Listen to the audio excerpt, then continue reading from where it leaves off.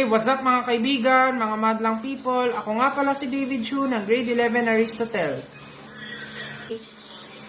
Bakit kailangan magpapabakuna laban sa COVID-19? Magtatanong ako sa aking pamilya kung bakit mahalaga at kailangan ng bakuna.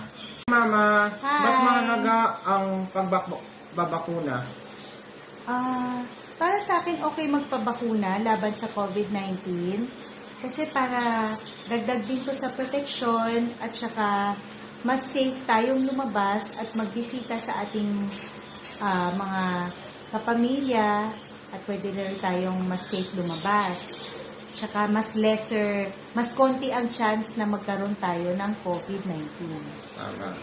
Ang pagbabakuna ay ang pinakaligtas na paraan upang maprotektahan ka at ang iyong pamilya mula sa matinding sakit at kamatayan mula sa COVID-19. Ligtas ang mga bakunang COVID-19.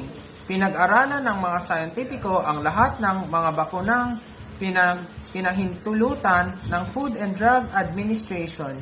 Daan-daang milyon tao ang ligtas na nakatanggap ng mga bakuna sa COVID-19 sa US. Mas marami kang magagawa matapos kang ganap na mabakunahan.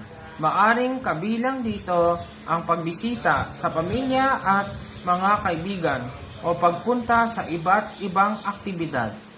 Ang pananatiling napapanahon sa inyong mga bakuna ay nakakabawas sa inyong panganib ng mahlubhang karamdaman o kamatayan mula sa COVID-19.